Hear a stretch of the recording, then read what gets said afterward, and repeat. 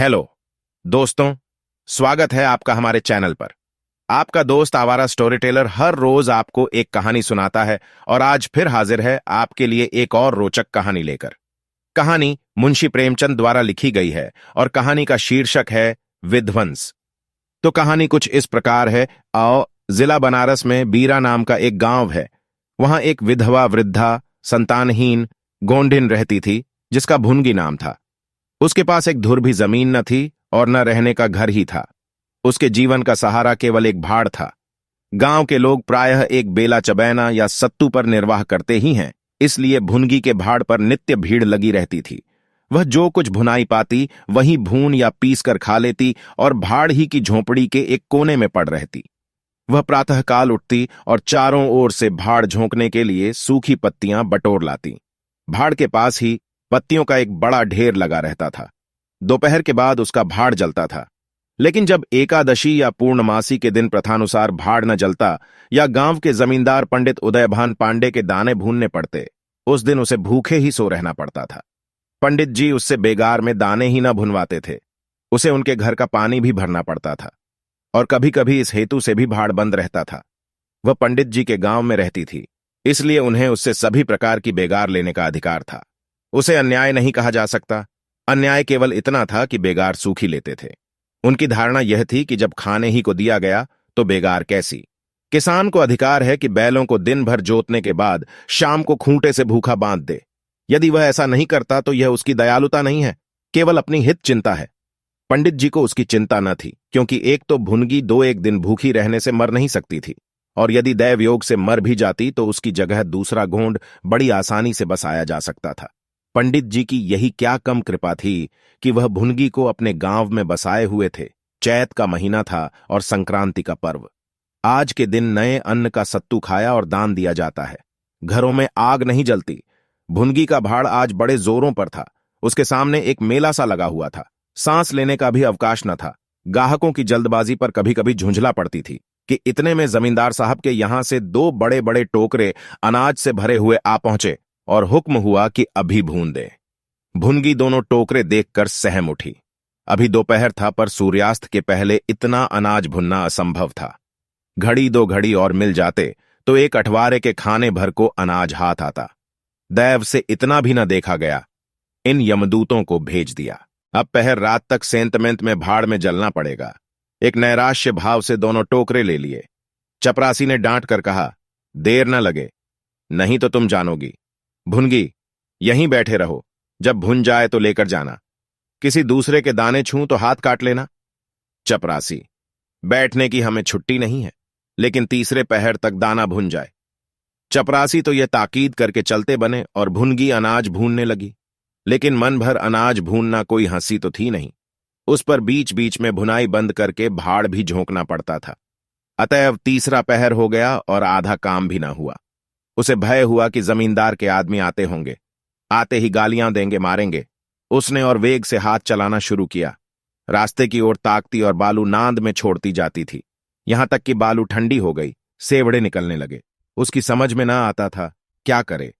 न भूनते बनता था, न छोड़ते बनता था। सोचने लगी, कैसी विपत्ति है। पंडित जी कौन मेरी रोटियां चला देते हैं, कौन मेरे आंसू पोंछ देते हैं। अपना रक्त जलाती हूं तब कहीं दाना मिलता है, लेकिन जब देखो खोपड़ी पर सवार रहते हैं। इसलिए न कि उनकी 4 अंगुल धरती से मेरा निस्तार हो रहा है। क्या इतनी सी जमीन का इतना मोल है। ऐसे कितने ही टुकड़े गांव में बेकाम पड़े हैं, कितनी बकरियां उजाड़ पड़ी हुई हैं। वहां तो केसर नहीं उपजती, फिर मुझी पर क्यों यह 8 पहर धौंस रहती है। कोई बात हुई और यह धमकी मिली कि भाड़ खोद कर फेंक दूंगा, उजाड़ दूंगा। मेरे सिर पर भी कोई होता तो क्या बौछारें सहनी पड़ती। वह इन्हीं कुत्सित विचारों में पड़ी हुई थी कि दोनों चपरासियों ने आकर कर्कश स्वर में कहा, क्यों री, दाने भुन गए? भुनगी ने निडर होकर कहा, भून तो रही हूं, देखते नहीं हो। चपरासी, सारा दिन बीत गया और तुमसे इतना अनाज न भूना गया। यह तू दाना भून रही है कि उसे चौपट कर रही है। ये तो बिल्कुल सेवड़े हैं, इनका सत्तू कैसे बनेगा। हमारा सत्यानाश कर दिया। देख तो आज महाराज तेरी क्या गति करते हैं। परिणाम यह हुआ कि उसी रात को भाड़ खोद डाला गया और वह अभागिनी विधवा निरावलंब हो गई। भुनगी को अब रोटियों का कोई सहारा न रहा। गांव वालों को भी भाड़ के विध्वंस हो जाने से बहुत कष्ट होने लगा। कितने ही घरों में दोपहर को दाना ही न मयस्सर होता। लोगों ने जाकर पंडित जी से कहा कि बुढ़िया को भाड़ जलाने की आज्ञा दे दीजिए, लेकिन पंडित जी ने कुछ ध्यान न दिया। वह अपना रोब न घटा सकते थे। बुढ़िया से उसके कुछ शुभचिंतकों ने अनुरोध किया कि जाकर किसी दूसरे गांव में क्यों नहीं बस जाती, लेकिन उसका हृदय इस प्रस्ताव को स्वीकार न करता। इस गांव में उसने अपने अधीन के 50 वर्ष काटे थे। यहां के एक एक पेड़ पत्ते से उसे प्रेम हो गया था। जीवन के सुख दुख इसी गांव में भोगे थे। अब अंतिम समय वह इसे कैसे त्याग दे, यह कल्पना ही उसे संकटमय जान पड़ती थी। दूसरे गांव के सुख से यहां का दुख भी प्यारा था। इस प्रकार एक पूरा महीना गुजर गया। प्रातःकाल था। पंडित उदयभान अपने 2-3 चपरासियों को लिए लगान वसूल करने जा रहे थे। कारिंदों पर उन्हें विश्वास न था। नजराने में, डांड बांध में, रसूम में वह किसी अन्य व्यक्ति को शरीक न करते थे। बुढ़िया के भाड़ की ओर ताका तो बदन में आग सी लग गई। उसका पुनरुद्धार हो रहा था। बुढ़िया बड़े वेग से उस पर मिट्टी के लोंदे रख रही थी। कदाचित उसने कुछ रात रहते ही काम में हाथ लगा दिया था और सूर्योदय से पहले ही उसे समाप्त कर देना चाहती थी। उसे लेश मात्र भी शंका न थी कि मैं जमींदार के विरुद्ध कोई काम कर रही हूं। क्रोध इतना चिरजीवी हो सकता है, इसका समाधान भी उसके मन में न था। एक प्रतिभाशाली पुरुष किसी दीन अबला से इतना कीना रख सकता है, उसे उसका ध्यान भी न था। वह स्वभावतः मानव चरित्र को इससे कहीं ऊंचा समझती थी। लेकिन हां, हतभागिनी, तूने धूप में ही बाल सफेद किए। सहसा उदयभान ने गरज कर कहा। किसके हुक्म से? भुनगी ने हकबकाकर देखा तो सामने जमींदार महोदय खड़े हैं। उदयभान ने फिर पूछा, किसके हुक्म से बना रही है? भुनगी डरते हुए बोली। सब लोग कहने लगे, बना लो तो बना रही हूं। उदयभान, मैं अभी इसे फिर खुदवा डालूंगा। यह कहे उन्होंने भाड़ में एक ठोकर मारी। गीली मिट्टी सब कुछ लिए दिए बैठ गई। दूसरी ठोकर नांद पर चलाई, लेकिन बुढ़िया सामने आ गई और ठोकर उसकी कमर पर पड़ी। अब उसे क्रोध आया। कमर सहलाते हुए बोली, महाराज, तुम्हें आदमी का डर नहीं है तो भगवान का डर तो होना चाहिए। मुझे इस तरह उजाड़ कर क्या पाओगे? क्या इस 4 अंगुल धरती में सोना निकल आएगा?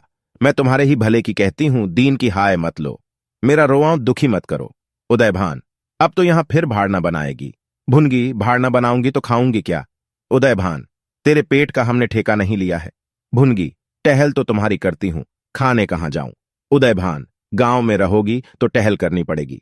भुनगी, टहल तो तभी करूंगी जब भाड़ बनाऊंगी। गांव में रहने के नाते टहल नहीं कर सकती। उदयभान, तो छोड़कर निकल जा। भुनगी, क्यों छोड़कर निकल जाऊं? 12 साल खेत जोतने से असामी काश्तकार हो जाता है। मैं तो इस झोंपड़े में बूढ़ी हो गई। मेरे सास ससुर और उनके बाप दादे इसी झोंपड़े में रहे। अब इसे यमराज को छोड़कर और कोई मुझसे नहीं ले सकता। उदयभान, अच्छा तो अब कानून भी बघारने लगी। हाथ पैर पड़ती तो चाहे मैं रहने भी देता, लेकिन अब तुझे निकालकर तभी दम लूंगा। अभी जाकर उसके पत्तियों के ढेर में आग लगा दो, देखें कैसे भाड़ बनता है। एक क्षण में हाहाकार मच गया। ज्वाला शिखर आकाश से बातें करने लगा। उसकी लपटें किसी उन्मत्त की भांति इधर उधर दौड़ने लगीं। सारे गांव के लोग उस अग्नि पर्वत के चारों ओर जमा हो गए। भुनगी अपने भाड़ के पास उदासीन भाव में खड़ी यह लंका दहन देखती रही। अकस्मात वह वेग से आकर उसी अग्निकुंड में कूद पड़ी। लोग चारों तरफ से दौड़े, लेकिन किसी की हिम्मत न पड़ी कि आग के मुंह में जाए। क्षणमात्र में उसका सूखा हुआ शरीर अग्नि में समाविष्ट हो गया। उसी दम पवन भी वेग से चलने लगा। ऊर्ध्वगामी लपटें पूर्व दिशा की ओर दौड़ने लगीं। भाड़ के समीप ही किसानों की कई झोंपड़ियां थीं। वह सब उन्मत्त ज्वालाओं का ग्रास बन गईं। इस भांति प्रोत्साहित होकर लपटें और आगे बढ़ीं। सामने पंडित उदयभान की बखार थी, उस पर झपटीं। अब गांव में हलचल पड़ी। आग बुझाने की तैयारियां होने लगीं, लेकिन पानी के छींटों ने आग पर तेल का काम किया। ज्वालाएं और भड़कीं और पंडित जी के विशाल भवन को दबोच बैठीं। देखते ही देखते वह भवन उस नौका की भांति जो उन्मत्त तरंगों के बीच में झकोरे खा रही हो, अग्निसागर में विलीन हो गया। और वह क्रंदन ध्वनि जो उसके भस्मावशेष में प्रस्फुटित होने लगी, भुनगी के शोकमय विलाप से भी अधिक करुणाकारी थी।